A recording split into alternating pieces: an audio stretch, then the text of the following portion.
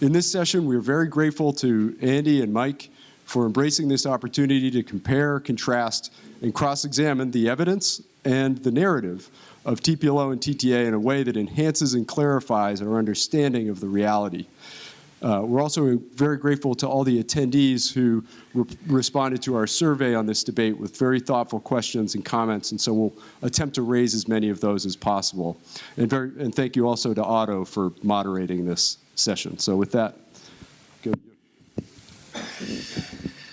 So this is a no-holds-barred match. The gloves are coming off. That wasn't mentioned. So the format is going to be, we poll the audience and we have a list of questions, and I'm just going to start off asking some questions after Mike and Andy kind of give a 5-minute spiel on why they prefer TTA or TPLO, and then open it up to the audience for you guys to participate and ask questions. So I thought I'd start off with just Mike talking why he prefers a TPLO and his rationale behind the choice. Okay. Well, thanks, Otto. I really appreciate the opportunity to be here, and Slobodan and everybody from Kyon for inviting me. So why do I choose TPLO? First, for me, is versatility. There's really no condition imaginable that you cannot treat, whether it's a deformity or just the conformation of a particular patient. We have solutions for every single situation. The second is reliability.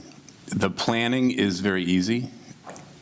And not only that, but once you've performed your plan, the execution and the result mimic your plan. So it's very reliable. The precision and accuracy are very high. You essentially always get what you intended to, which for me is very important because it's hard to hit a moving target, and I want to make sure if I'm striving for a plateau angle of 5 and I get 9, there's a problem. But if I get 5 or 4.5 or 5.5, I'm happy.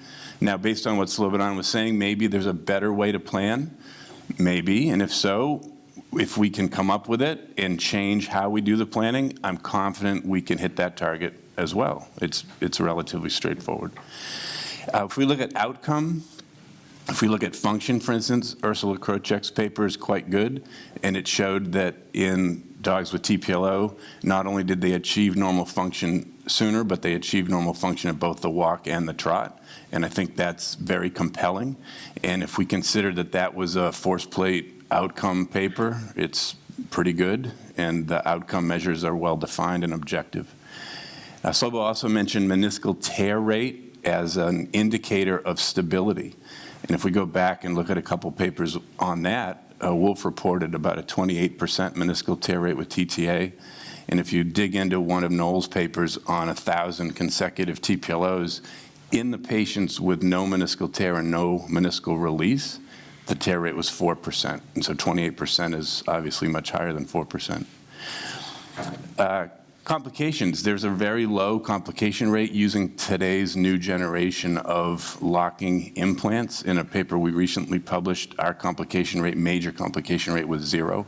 And that was in a handful, about 80 cases. It's not a huge number, but the complication rate is low. I think you also have to consider, should you encounter a problem and need to remove implants, taking off a TPLO plate is generally pretty easy. Taking out a TTA cage can be a challenge and leaves a giant hole that you need to contend with. So that's another consideration for me. And then the last thing is, why not TTA? And for me, it was really the unpredictable outcome and the difficulty in planning. So for instance, if you have a stifle flexion angle that's not exactly correct on your x-ray, your planning will change because the patellar tendon angle changes with stifle flexion angle. If you have subluxation of the tibia in your x-ray, your patellar tendon angle changes. And so trying to get the perfect x-ray in order to get the best possible planning is a challenge. No matter what you do to the tibia, if you're measuring from points on the tibia, you can't change them. So the planning is pretty straightforward because the bone is sitting there, you measure it, and there's your result. So I don't know if I took up 5 minutes, but oh, it's good. Good. Andy? Yeah, thank you for this opportunity. Fortunately, Mike's just beyond my arm reach here. But Otto isn't, yeah. I'm used to it. So I suppose the history, my history of intervention for cruciate deficiency begins with the over-the-top technique, which has its flaws, we all know, and then the lateral suture technique evolved. I didn't like that. I think historically I've taken more out than I've put in. It always seemed to give rise to a significant reaction from the joint. And then we moved on to closing wedge osteotomy, which I hated with a passion. Controlling what you were doing in there was difficult. And every morning you came in to see if the dog's foot was pointing in the right direction, and you were happy if it was, but it just seemed wrong. So I saw Pierre Montavon present the very early work with TTA, and I thought, when that's mature, when that's a technique, I'm definitely going to look at that. So we began using TTA, and we were bowled over by the results. And this met the needs of our patients, where we have a significant population of very young dogs presenting with simultaneous bilateral cruciate deficiency, which prior to the evolution of, and thank you to Barclay Slocum for giving us some new way of managing this geometry modification, we could help these dogs out of a very, very difficult situation. So the advantage of being able to apply surgery in these kind of young dogs at the beginning of their life was significant. But the TTA dogs were remarkable in their rapidity of recovery and so on. And as Slobodan mentioned, we then began to see that we were having this meniscal injury rate, a significant rate of meniscal injury. So the question was, do we release or not? And we decided not to, and we just became better at planning. I don't really accept that having a technique defined by how much effort you have to put into the plan makes one technique superior to the other. I think that with experience, the planning for TTA is very simple. It reflects the joint that we're operating on rather than a bone that we're operating on, and ignores the joint. And it is repeatable. You can check after surgery whether you met the criteria of your planning. So by improving our cage size, we are now down a late meniscal injury rate of 3%. I have never, in 2,500 cases, taken a plate or a cage out. I've never had to. We have 0% infection rate, which historically with TPLO, was a huge problem, 35% infection rate with the stainless steel plates and so on. So we have never had a positive culture or a septic TTA.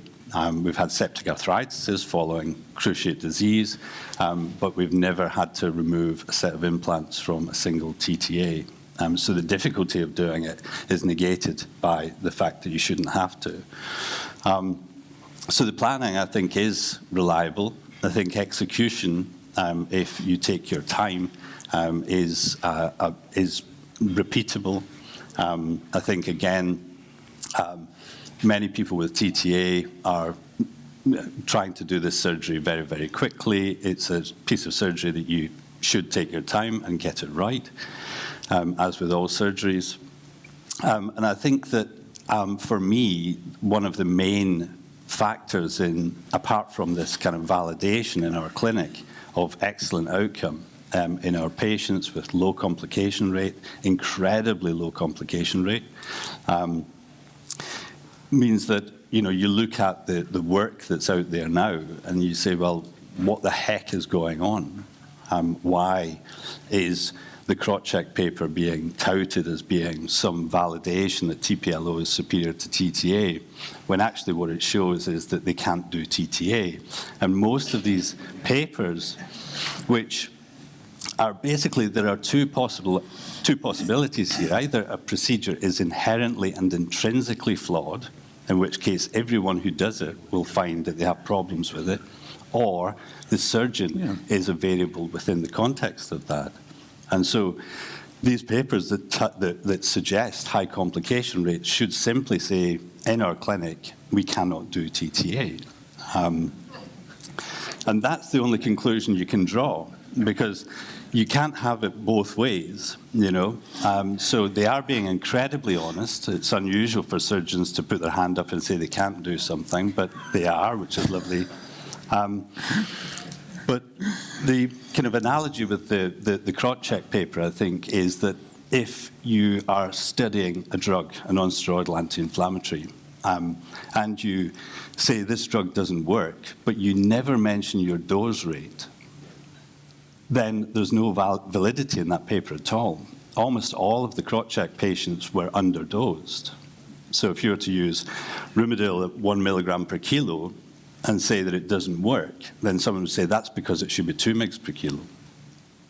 So if you use the technique appropriately, it will give you a stable stifle and preserve the meniscus and gives an excellent outcome. So is that enough blood shed in that 5 minutes? Gloves came off earlier than expected.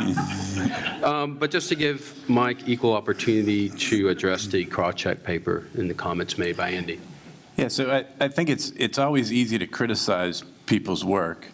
And in designing surgical procedures and implants, I think it's important that we are careful not to make a procedure so difficult or demanding that the average person can't do it. And so I can't imagine that the surgeons at Cornell don't know how to cut a tibia and put a cage and plate in. That doesn't make sense. They all took the course, and they said right in their paper they used the common tangent method to plan the procedures and executed them as described in the course. So either the course doesn't explain how to do it right, or they didn't pay any attention and did it wrong, or their paper is in fact correct and the outcome was better. Simple as that. I mean, frankly, if it's so hard to do it right, then maybe the procedure is no good because it's too hard. Or did we simply not tell them how to do it right, which I find hard to believe because how you do it is very well laid out in the literature. So I don't think it's a question of they did the procedure wrong. I think if we are going to claim that, then we ought to look at their x-rays and say exactly what did they do wrong. I don't think you're going to find anything, but I don't think it's fair to say that's the case if we haven't actually looked at the x-rays. Well, I think it's validated by the meniscal injury rate that they had. They have a breed range in there and a weight range of dog, and their cage selection range is way too small for that weight range. Yeah, but the planning was based on the common tangent planning, not the breed and weight. And I guess that brings us to an important point. In the literature, the common tangent method, as Slobodan described it, is the method for planning. Now, if there's a different or superior method based on breed or weight or some other factor, then we should publish that and explain it to the rest of the world, because if the outcome can be better based on a new method of planning, then we should tell everybody else what that is. But as far as I know, the standard method is the common tangent method, achieving a stifle or patellar tendon angle of 90 or slightly less than 90. So is that what you're doing? Well, I think you have your reference range. So, for example, with the bringing down the late meniscal injury rate, it was clear that if we had around about 2 times plate size for cage size as a minimum, so a 5 plate should get 10.5 as a minimum, then that reduces the variable of subluxation of the tibia, malposition of the tibia, and so on. I know where I'm starting from. And so undersizing becomes less of an issue. Getting it in the right range is then correct. So in some patients, I will take radiographs of the uninjured contralateral limb because I'm not happy with the measurements I'm getting in the injured limb because of subluxation and positioning and so on, because I know what I'm expecting as a minimum. And I think that that's the kind of thing that does come from experience, and I think the planning is one of those things where it does have a learning curve for sure. And I agree, they probably know how to plan, but perhaps, and it would be valid to say that these patients were under-advanced based on cage size to weight size and based on their late meniscal injury rate within the context of that study. Yeah, I agree that the stifles were unstable, and that explains the outcome. But the question is, did they do the technique as described and taught in the course? And I would say yes. So we can't blame them for doing it wrong if they did what they were told to do. That doesn't make sense. Then the other thing I would say is that basing cage size on plate size, which is basically tibial size, is nonsensical because, as Slobodan has shown, the tibial plateau angle, the patellar tendon angle, the shape and size of the condyle, it's the force that we're neutralizing. The force is not related to the size of the tibia, but it's related to the factors within the joint, which are, as he showed very elegantly in his presentation, individual, based on the shape of the condyles of both the tibia and the femur. You're going to find that common tangent angle, and just because two patients weigh the same or have the same size tibia, they may or may not have the same common tangent angle, which means that if they don't have the same angle, they should not have the same cage because the tibial geometry differs.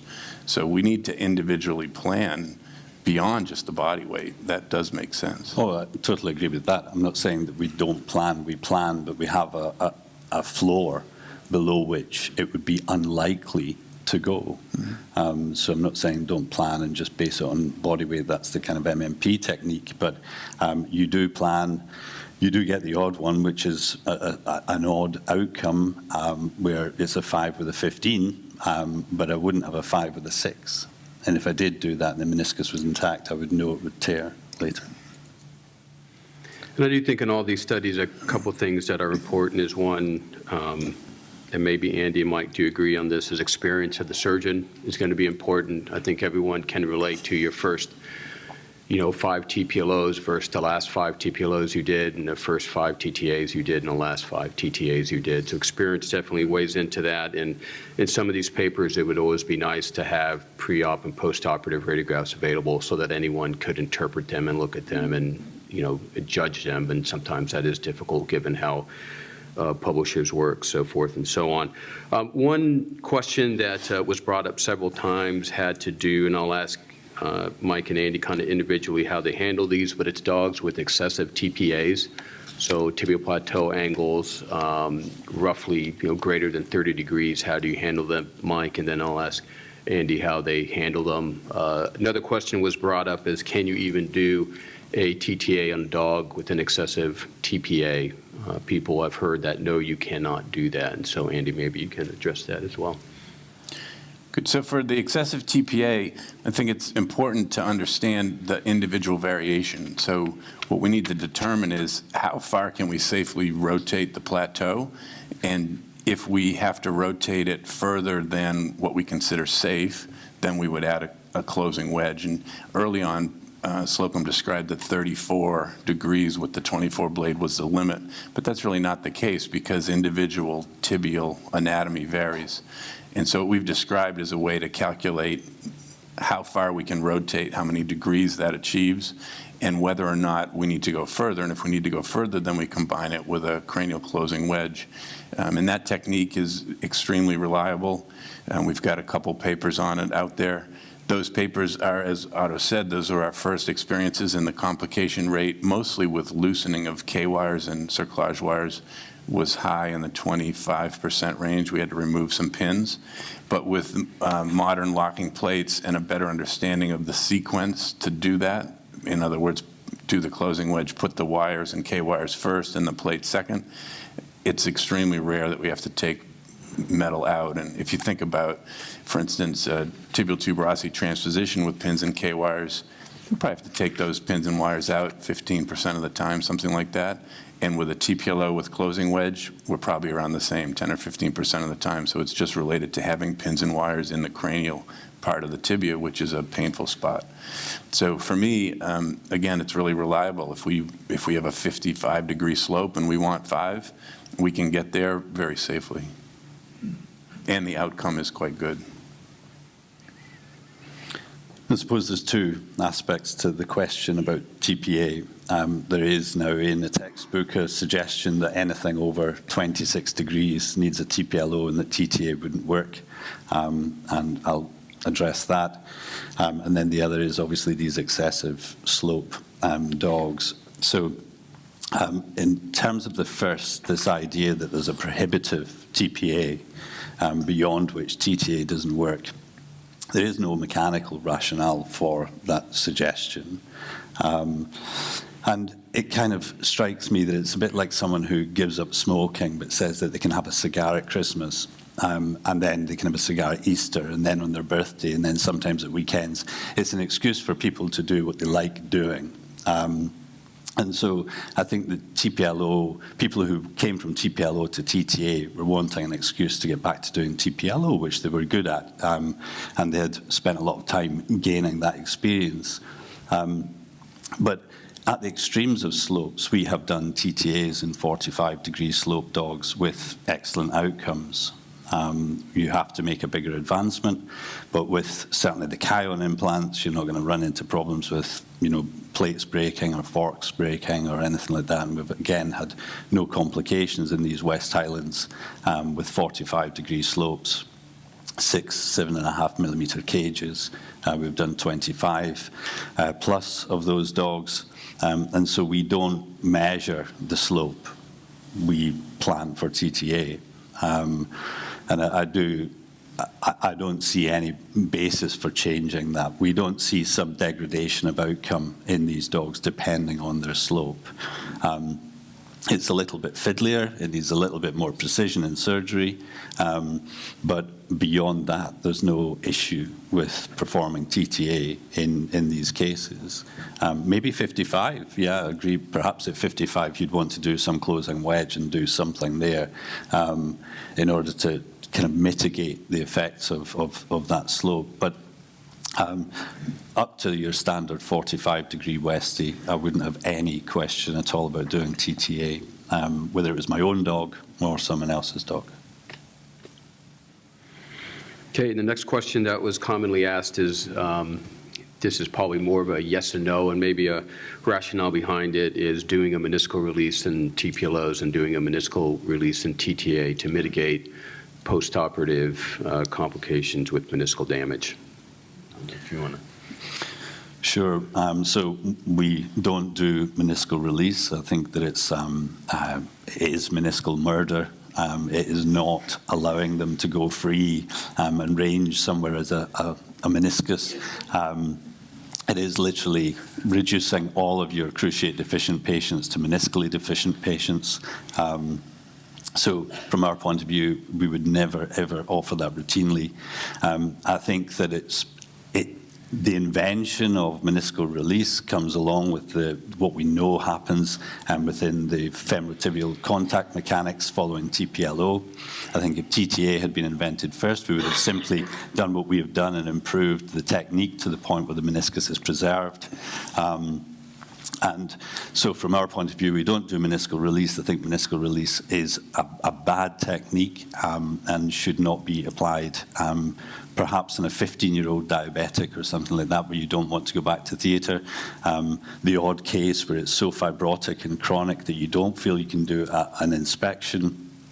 And whatever, perhaps under those circumstances, you could make a clinical judgment and argument for that. But to do it wholesale in every patient with cruciate deficiency, I think is bad practice. Well, I don't commit meniscal murder either. Common ground. For all the same reasons. And I think if you look at the literature and what we know, what Noel reported was that 4% of the time a normal meniscus tore. And so that's a poor outcome for those 4 out of 100. But if you think about the other 96, if you had released the meniscus in 100% of cases, then 96 patients would have harm because you've destroyed their meniscal function. And so for me, the math doesn't work out. Why harm 96 to help 4? And with arthroscopy, it's pretty easy to remove a torn meniscus. And most owners, if you explain that, your dog does not have a cruciate ligament anymore, it's never going to have one again, it could tear its meniscus. And if it does, we'll just scope it and take that piece out. The 4 people that come back annually to have that done, or for every 100 that you do, are very understanding. And they say, well, yeah, you told me it might happen, and it did. So for me, that's the most sensible way to handle it. This was, I think, a good question that was posed dealing with angular limb correction. If the reported meniscal damage or latent damage is the same for both TTA and TPLO, do we really need to do anything with angular deformity more with torsion?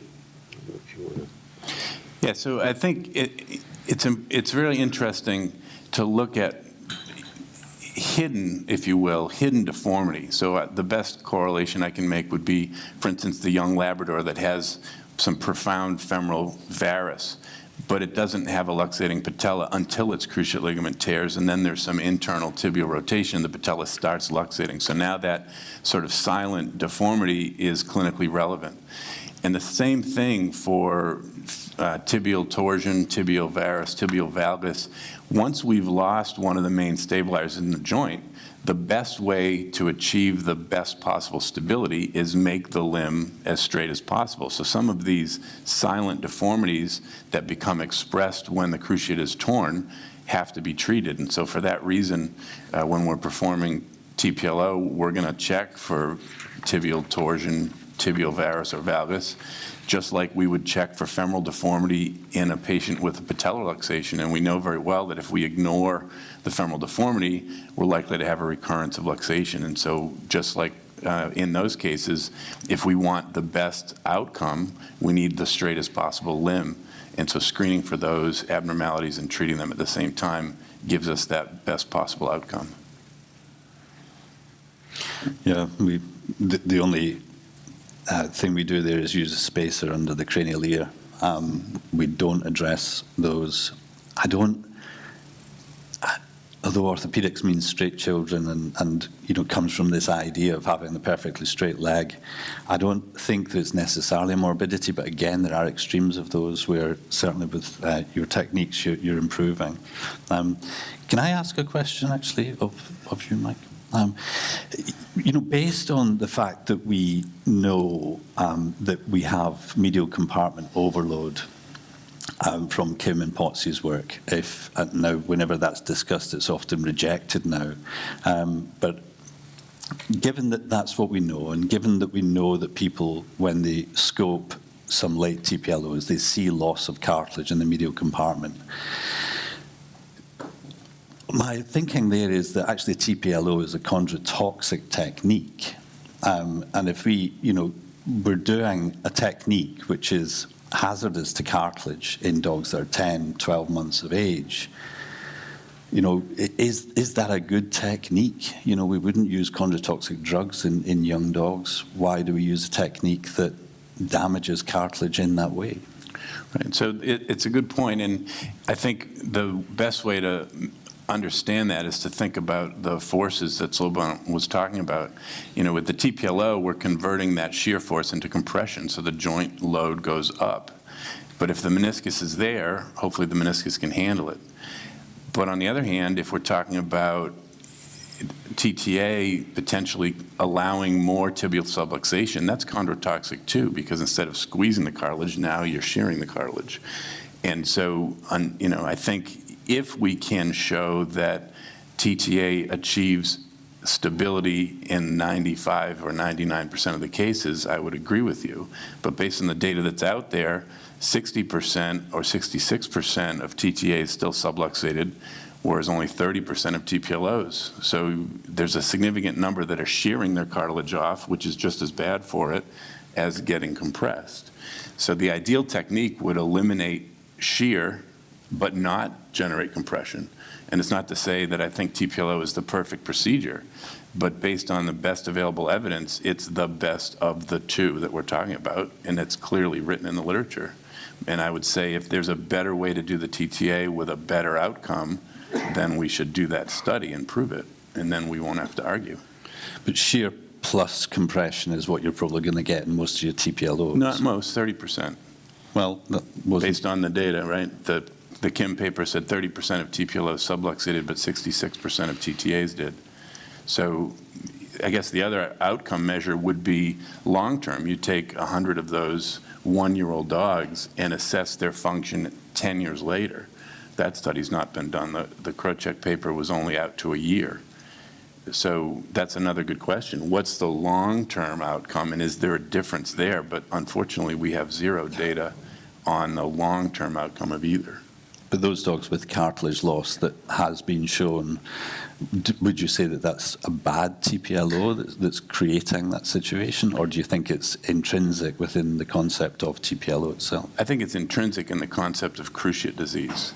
And I think if we looked at the TTA cases with a meniscal tear and then meniscal removal, you're going to find the same cartilage lesion, because without a meniscus, you're going to have femorotibial cartilage erosion, just like you would with increased compression.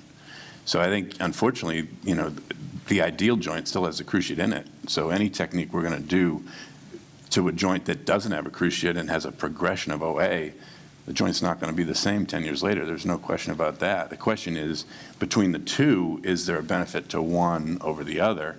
But long-term, we don't have that data. But we have a suggestion that we probably would be better with a perfectly executed TTA. If you provide stability and have a normal contact map after surgery, then that is what TTA should offer. It's true, except that we've yet to see a single publication that says this is how you perfectly execute a TTA, and we're going to have less subluxation than TPLO. What we know now is more than twice of the TTAs, more than 2 times of them have more subluxation than TPLO. So until we can get over that first hurdle and say, do it this way to prevent subluxation, then repeat a study like Ursula's to show that the outcome at the walk and trot is the same or better than TPLO, it's a moot point, because all we're talking about is a lesion we see, and yet function is better. So function trumps the lesion as far as I'm concerned. I don't think you can say function's better. I think you can't say that based on that paper, because again, we've not validated that these were. Advancing the tibial tuberosity is not a TTA. Stabilizing the stifle by means of tibial tuberosity advancement is a TTA. And many of these TTAs aren't hitting the goal. They're not hitting the target. And that comes back to my original point, which is that if it's so difficult to do it right, if surgeons such as yourself can do it perfectly, that's great for you, but what about the rest of the world, right? If they took the course and they did the procedure as described, and now you're claiming their outcome was poor because they did it wrong, why is it so hard? It shouldn't be so hard. So if there's a better way to plan and execute and achieve better function, then it should be a simple study to do. But what we know now is that at a walk, only after a year did the TTA become symmetric with the non-affected limb. But at the walk and trot, TPLO was similar at 6 months, which is earlier, and it was at the walk and trot versus with TTA, it was only at the walk and at the trot, it was no better than a lateral suture. That's the data we have based on doing the technique as described in the course. See, I don't think that we can keep using that thing as described in the course. I've not gone and reinvented TTA. I'm doing TTA as is described in planning and by standard technique with attention to detail, both in planning and execution phase. And I think that that's all it takes. It's not difficult. It's simply that you have to get it right. But are you saying that maybe there's more margin for error in TPLO? No, I'm just saying that if we plan and execute as we were told to in the course, then why are we claiming they did it wrong? They did it as they were told to in the course, and this is their data. If there's another more precise way to do it, then we should do a study and show that. In other words, if you do your study with your technique and you find that at a walk they're the same, but at a trot they're not, then what are we going to say, right? Yep. Then we're going to say Ursula was right. But until we have that study to either show she was right or show she was wrong, it's purely conjecture. Because you don't use a force plate. You don't know if your patients are symmetric at a trot. You simply don't know it until you measure it. But I think the one difficulty that is with the paper, and I think is with most TTA and TPLO papers, are the experience of the person doing it, and again, having the data of all the preoperative and postoperative radiographs to evaluate them to make sure they were advanced enough, whether TTA is harder to do than a TPLO, but just to have that data, I think, would help as well.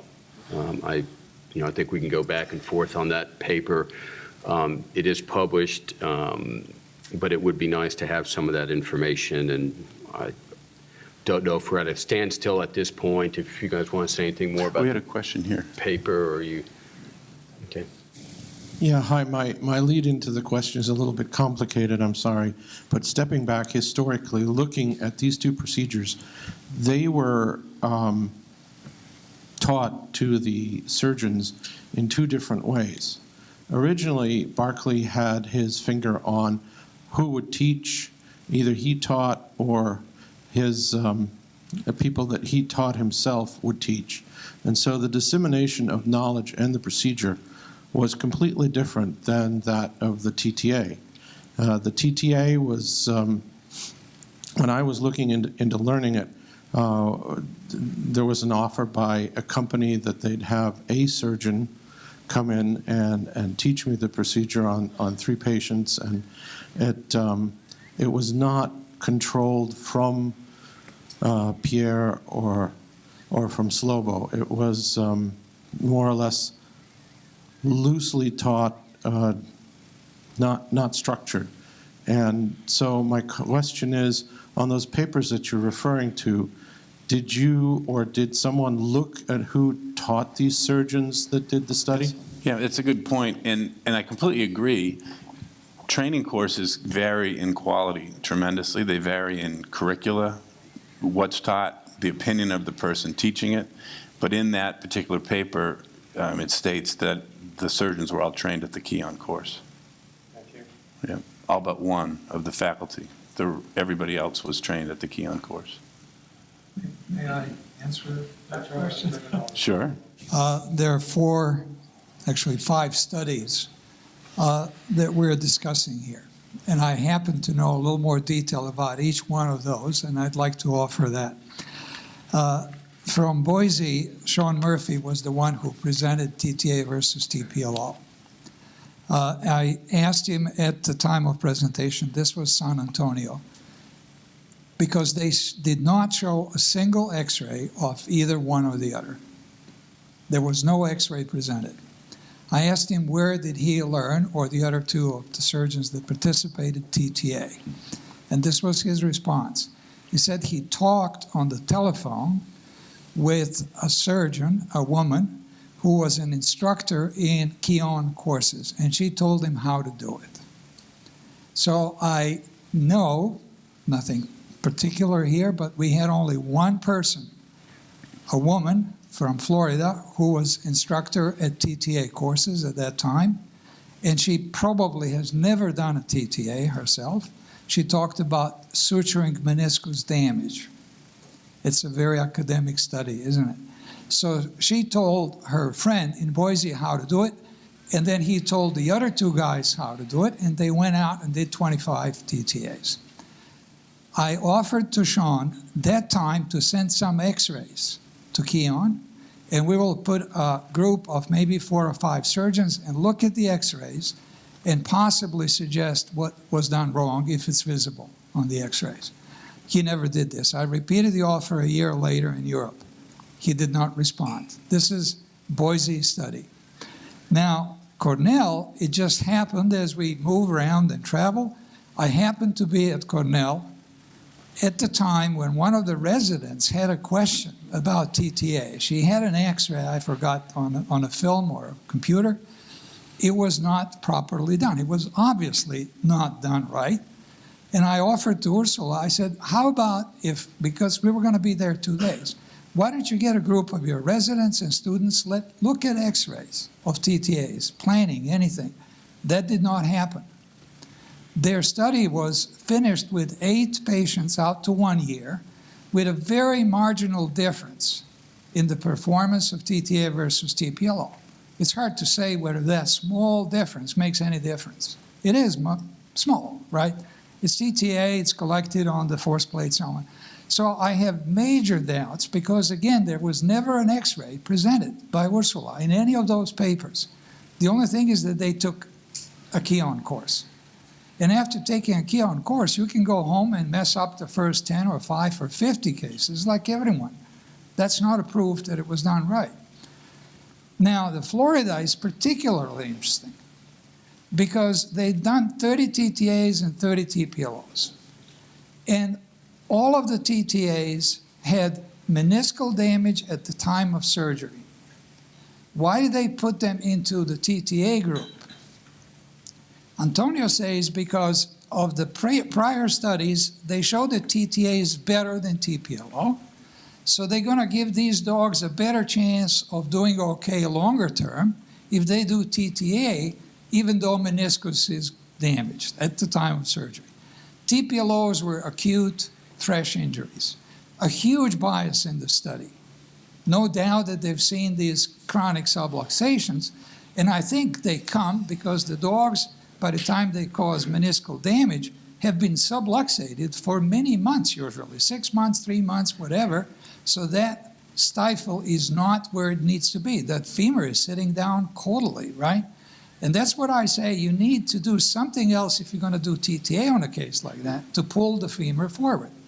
With TPLO, you overcorrect, and then you can bring it forward, as I mentioned. Now, do we need to overcorrect TTA? You can't, because once the patella leaves the patellar groove, it's not working anymore. So I think that explains the difference in Florida study. It's all written up, it's in the paper, but no one discusses the fact that there was a strong bias in that study. And so we were motivated to look at this basic question, are there any TTAs out there that are not subluxating? Because this looked pretty bad, right? So we asked Donnie Koch to just call randomly 12 of his TTAs and look at them in the same way that they've done in Florida. 12 dogs with intact meniscus, healthy dogs, versus 12 dogs that he did TTAs, where meniscus was intact at the time of surgery and it was good 1 or 2 years out. So the dog didn't come back. There was no subluxation in those dogs. So at least we know that it's possible to do TTA so it doesn't subluxate. No x-ray from Antonio's group. We can't judge on this. I asked him, can you send me x-rays? We'll look at them. That didn't come. So now we're through Boise, Cornell, Florida, now comes Leipzig. I'm going to leave Jimmy Cook out. But why? I really, and again, it's just the circumstances. The two surgeons that did any TTAs there took the course in Denver in 2000, one of them in 2004, the other one never took it. And in 2004, we didn't know how to do TTA planning. It was just, you know, it's either 6 or 9. This was the discussion. So at this university, there was no one ever who learned how to do TTA. So I really leave Jimmy Cook's study totally out, and I think Handi presented that good. So what we're left with is Leipzig, where Handi and I went and made a big mistake, coming in to the clinic which never did TTA, and we're going to demonstrate how to do TTA. So here's what they did. They did 15 dogs with TTA. Handi did first 2 as a demo, and then 2 others were done next day. And after quite a bit of time, months and months, maybe a couple of years later, I finally got some x-rays from Peter to look at those 15 cases. There were no extended legs there. They could not plan. And so the best we could guess is that out of 15, 11 were not corrected, undercorrected. One was hugely overcorrected, a total mess, and the other 3 were within the range. Now here's another very important bias in this. 75% of those TTAs were not stable by, fancy technique. 75% of them had no meniscus at the time of surgery. That's what Peter says. So when you ask him which ones were without meniscus and which ones were unstable, he cannot answer.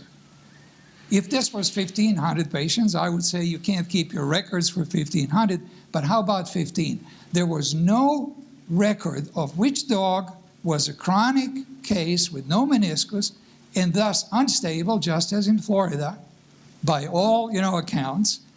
And my only kind of positive thinking there is that it did make us think about possibly other problems, like repair of the tendons, which I think we underestimated hugely.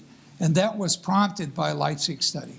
So 1, 2, 3, 4, 5, crucial studies that claimed that TTA wasn't right.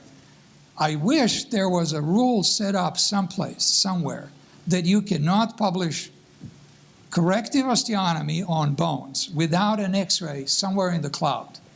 I mean, how about it? Yeah. Can vet surgery organize this? No.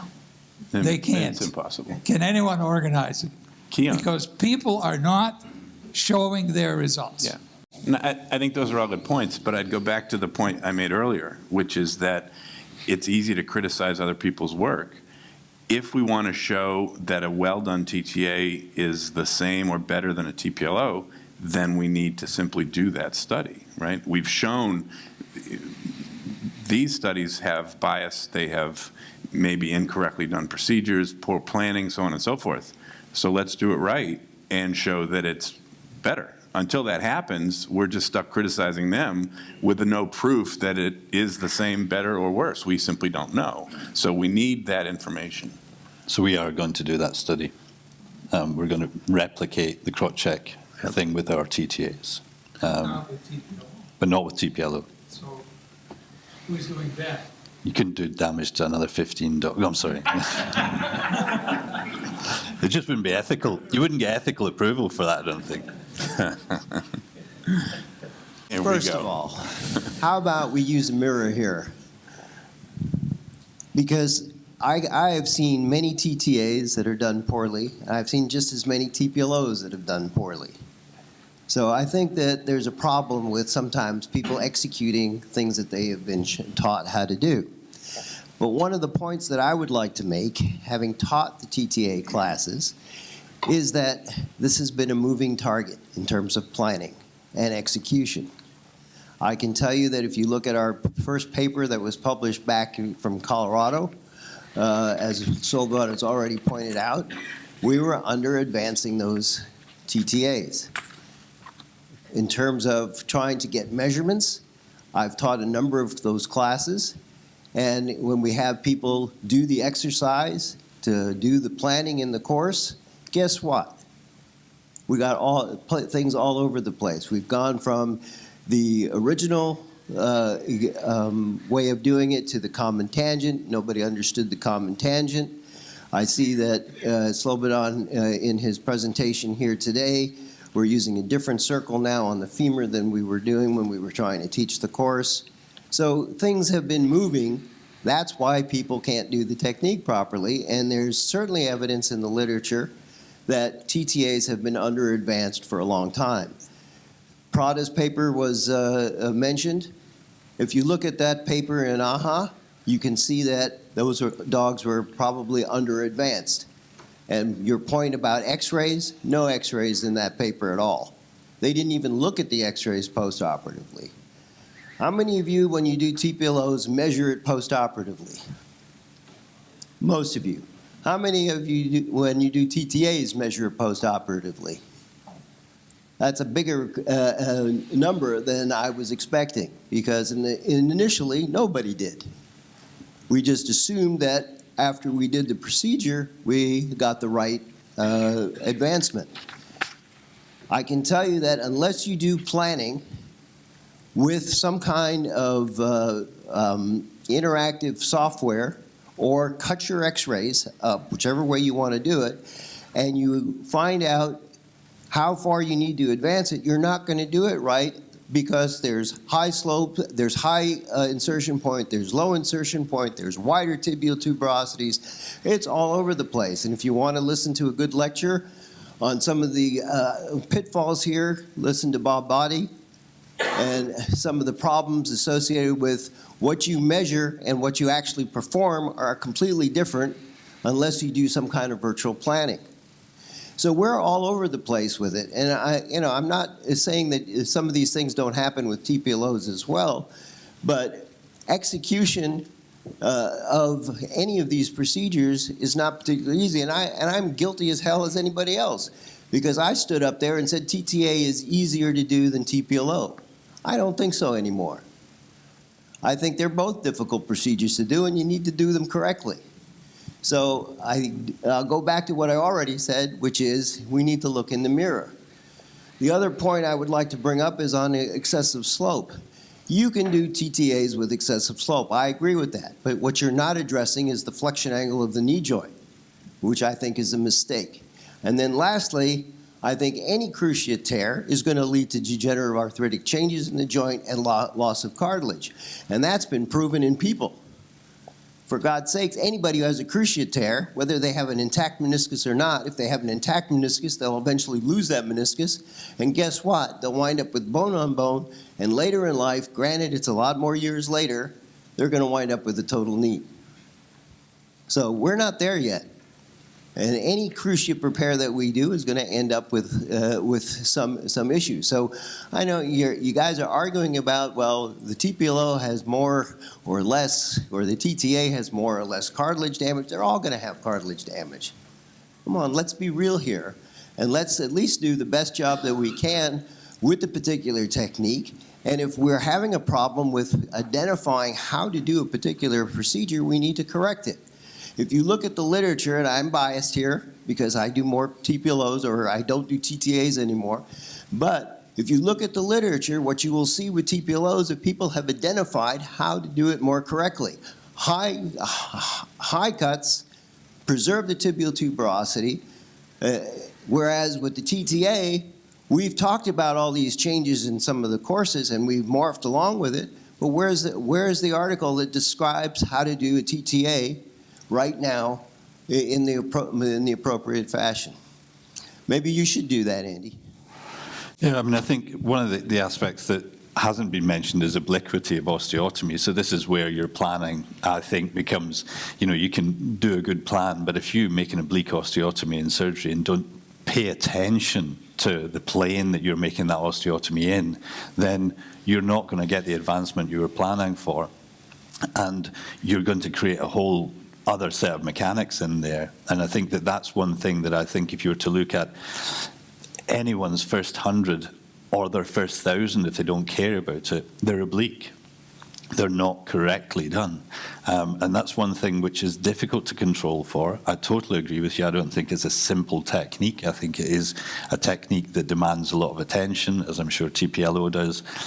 But you need to be aiming for the best. And I think I've presented before, one of the problems here is that the surgeon gets away with everything with TTA.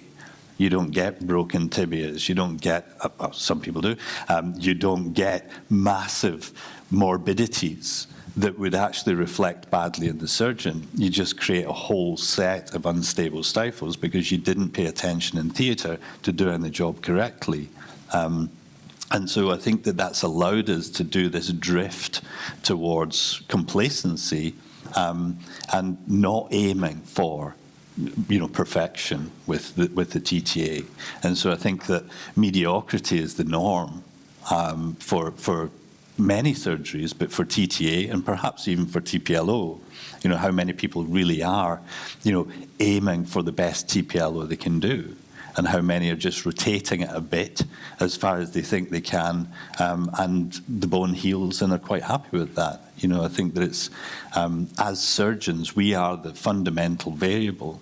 And yep, planning for TTA is tricky. You have to go at it with experience, but it's not difficult to achieve. And then execution is key. People who tell me they can do a TTA in half an hour or 40 minutes are doing it badly. You need to take your time. You need to get it right. Any other questions? Yes. Two-part question. In the study that showed the subluxation, how many of those cases had patellar tendon angles measured that were subluxating on the TTA cases? They never publish that data. Okay. They just don't. And I think, as Randy was saying, really, although it was great to see so many hands going up here, but I think very few people do audit their surgery afterwards with TTA, whereas in TPLO, I think it is the norm to do that. With TTA, I've put a cage in there, the plate's there, and the bone will heal. So I don't think people are looking at that, but that's the fundamental measure. Right, and so I took the TTA course in 2010, and again, a lot of information comes at you at once. My memory of the training was you need a 9mm advancement you put a 9mm cage in there, and then shortly after that, Bob Bodie or who did it kind of advised us to make sure you're measuring, the bottom of the cage, and then very quickly started realizing, I'd probably done 20 or 30 that, wow, I under-advanced all those. Yeah. How many of those cases in that study were under-advanced? All of them? Yeah, probably. Probably. Yeah, yeah. Or not, but we don't know, that's the problem. Why can't we get x-rays? I think it's really hard to understand why these people are not willing to share their material with us. Sean Murphy's case is, I think it's crazy. This one's not working. Anyways, I think we're here. So why are they not willing to share the x-ray? I think everyone who publishes on this thing should put his name on it and let us see what he's doing. Not just say the surgery was monitored or supervised by a diplomate. I think this is totally irrelevant, whether the surgeon is diplomate or whether he was supervised by a diplomate for the outcome of these procedures. I wish that publishing is done a little more seriously. And yet try to get a paper. Huh? Frequency of surgery, I think, is another aspect that, say, in the Cook paper. So they Ray were doing so Prata's few. study, the first one was published. It took about 4 attempts to get that paper published. Ezra Steinberg published it. He was an intern with Ray Prata. First 200 cases. The next 300 cases showed a fantastic improvement in Ray Prata's hands with TTA. This was gone, the problem with undercorrection and so on, not because he did very careful planning. He just wouldn't put a 9mm cage into a Labrador. He was putting 10.5 now. Now, the next 300 cases you cannot publish. It's just impossible to get it published. Who's going to publish this? Not any of those journals that people supposedly read. So there is a problem of getting this out. And if you don't get a paper out, then it's not believable. I mean, I can talk forever here, but you don't have to believe me. Is this on? I'm going to play the devil's advocate here. Okay, I do some consulting for VIN, and there's at least one person who's written on there pretty vociferously that he's referring his patients for TPLOs to local surgeons in Central Ohio, so the whole Columbus area, so the university as well as some of the private practices there. His claim, which I can't validate, his feeling is, as the general practitioner, that he's seeing these dogs, in the long term, 5-7 years down the road, and he feels that most of those are having terrible results. That's his claim. And so it's a question for all of us, of course, is how well do we as the surgeons get feedback on these patients? How far out are we following them? I've written back to him and saying that I'm not seeing that. I see a lot of these patients back years later after both TTA and TPLO. They're coming back for their second side. They're coming back with their second dog. They're very happy with the results. But this is one veterinarian out there, and he thinks there's another cluster of veterinarians in his area too who feel the same way, that the long-term results with any of these techniques, he's particularly picking on TPLO, are poor. And obviously we know there's a lot of osteoarthritis and so forth in adults, and I've tried to get him to put up his pictures and so forth, and let's see what the x-rays look like, et cetera. But the comments here is anybody else's feelings here about long-term results and truly out in that 5-7 year range. One thing, if there would be done such a study, I think Otto, you turned it out this morning. It's a major to think about all the muscles and the muscle repair, which you cut it and which you don't cut. And the thing is, if those studies are not comparable, if someone strips, for example, the blade and the other one cuts the anteriors, and when you suture, the hamstring muscles will act at the first moment, and they are pulling about 600, 800 Newton. I have to look up in the Martin's book. But then the tendons are, even you repair it with a good suture, they are elongated. Then you get more the biceps femoris you don't cut. Then you get an external rotation. And also popliteal muscle, some people cut them, some people don't cut them. The same story. They are elongated, and So they will have an external rotationer. And there should be also, in those studies, the closure of the wound is very, very important. And for me, all those studies are not comparable as they're doing different things. They are totally doing different things. No one is thinking about these huge forces of those muscles. So long-term outcome, I think, is an unknown, isn't it? I think there's no, but it is an important factor. Would they come back? We've told them their dog may develop osteoarthritis, so it does. Would they come back and complain? Probably not. It's a study that would be worthy of doing. How you measure osteoarthritis, obviously, the degree of osteophytosis is one way to measure it, but it's a poor measure. As we've discussed, integrity of articular cartilage and functional osteoarthritis or dysfunctional osteoarthritis is more important than some of the objective measures of an osteoarthritic joint. So it would be tricky to do. I mean, you would have to look at range of motion, comfort, discomfort, cartilage, integrity, and so on. I think it would be hard to do and get any true valid data that was useful. Yeah, those studies are incredibly difficult to do and quite expensive to do. And just, I mean, even a short-term study to the point where the bone is healed is hard to do. To do one out to a year is extremely difficult. And then a 10 or 12-year study is massively difficult. So that's one of the limitations. It's also quite expensive. But, we don't have data. We simply don't know. Is the long-term outcome of one superior to the other? Are they all the same after 4 years? We simply have zero information about that. So I must say something because I started TPLO 20 years ago. And then when TTA came out, I was fascinated to start using it. And I was teaching with Randy in some courses at TTA.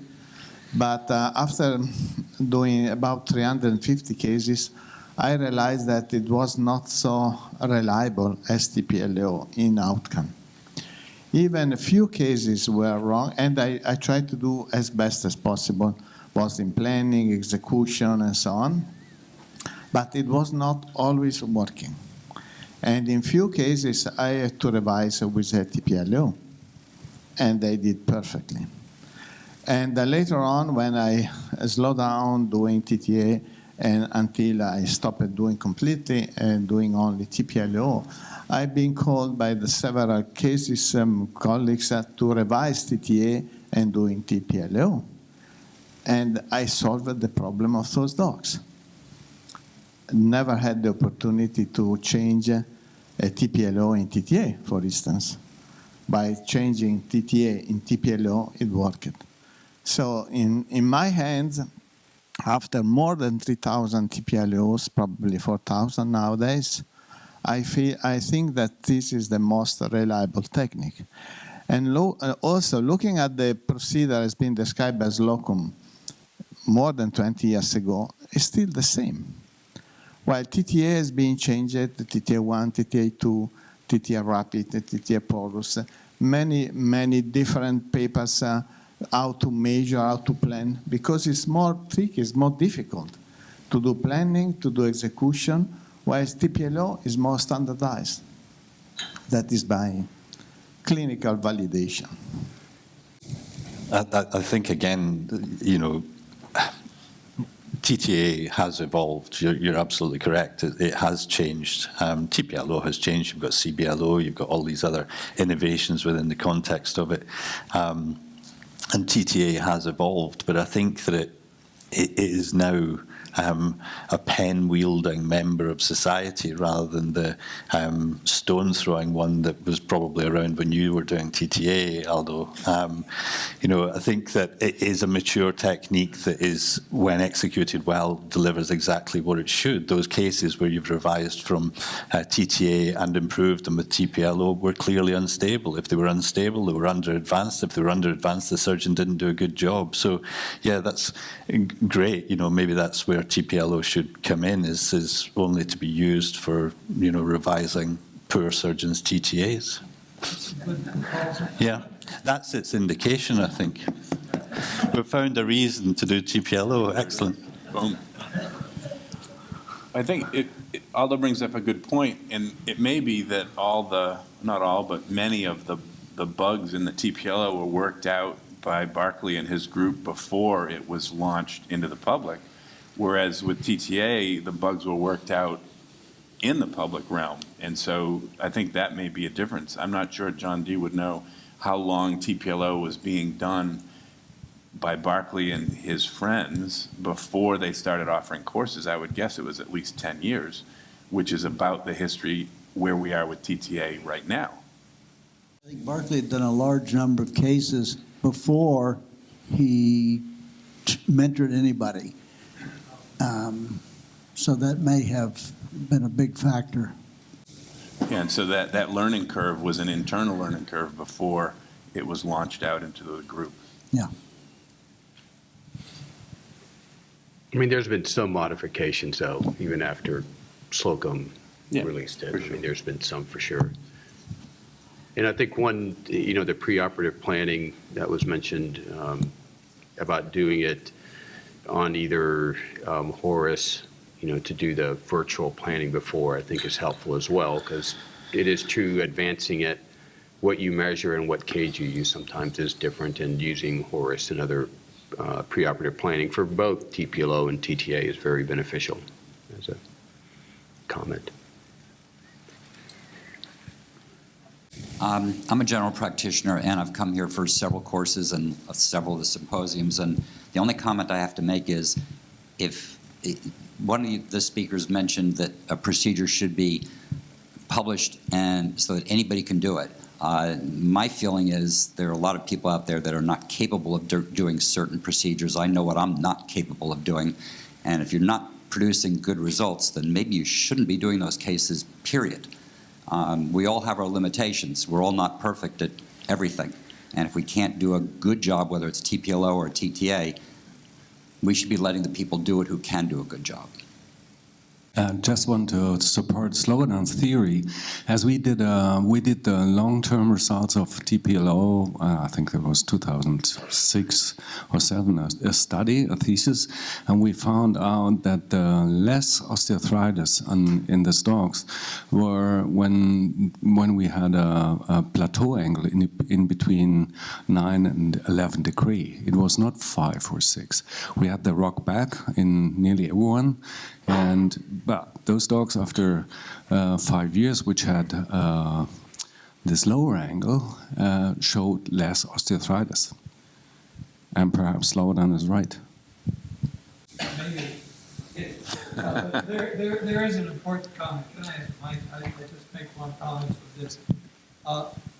It doesn't matter whether it's 6 degrees, 11 degrees, or 0.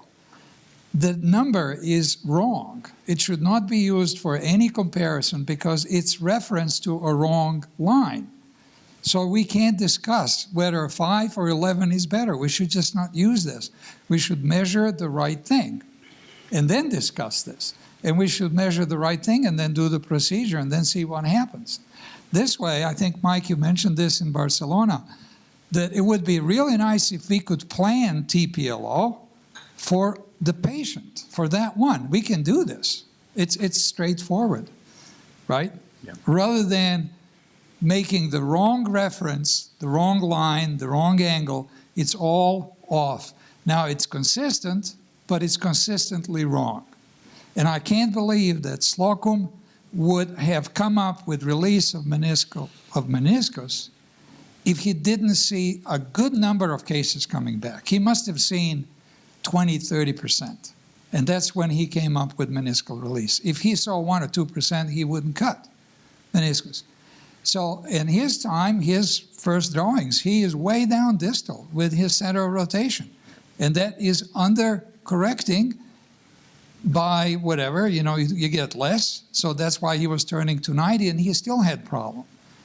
So TPLO has evolved. I think Slocum was not accepted for a long, long time.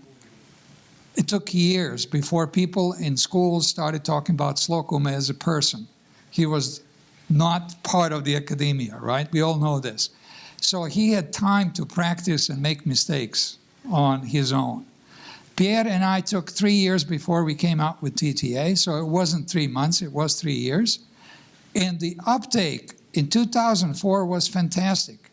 The first year out, everyone was happy with TTA, and the second year, everyone was happy. We had really no planning at that time. It was either 6 or 9. That was the discussion. And then I like 9, and then I like 10.5. But I think both techniques are actually fairly forgiving. That's the point. That's why they survived 20, 30 years and million dogs are running around. But I think we can improve. I think we can improve both TPLO and we can improve TTA. But these people that publish these studies, it's their responsibility. I keep asking them, you messed it up, you fix it. Do another study properly, rather than just saying, well, here it is. It's in the vet surgery or whatever it is. There is responsibility on publishing bad stuff as well. I think that's a really good point. The individual planning, in other words, is 5 degrees necessary for every dog? We simply don't know. My concern with what you showed, though, was that in the Kim and Potsy study, 30% subluxated. But with your calculation for the 20 dogs you did, only 10% were under-rotated with the TPLO planning as it exists, which still leaves 20%. How do we explain those? So I think I completely agree there's probably a better way to plan on an individual basis so that the dogs that only need 8 degrees get 8 and the ones that need 3 degrees get 3, or however you want to make the measurement. But just like with any of these techniques, we need to come up with the idea and then validate that in fact it's working at least as good or better than what we're doing now. And that's the work for the future. It kind of directly stems off of what you were just saying about doing some of the measurements and could it be more individualized, and just kind of to throw another concept in there is how a lot of orthopedic radiographs in human medicine are done in standing positions, and how there's been a lot of at least unpublished commentary because of the Cora-based leveling osteotomy coming about, that should we actually be looking at the standing light angle of the stifle and be utilizing that for our determinations for corrections. It's just an interesting thought, especially with the level of recurvatum in certain species and how they hold their particular stifles different from a shepherd to a Yorkie to a Great Dane. Right. So. Yeah, and it's a really good point. The standing angle is important, but standing is different than limb strike. And so really, we would want to know what's the geometry of the limb when the paw strikes the ground so we prevent that initial subluxation. And how you would determine that from either a standing or a recumbent radiograph, that's another challenge that we face, because we do a lot of our planning at a stifle angle of 135 or 145, whichever number you like, but the dog doesn't have his foot hit the ground at that angle. And then what about if it's laying down and it stands up and its stifle's really flexed? So there's a lot of variability and a lot of unknowns. Okay, so thank you very much to the panel and to everyone who contributed in the session.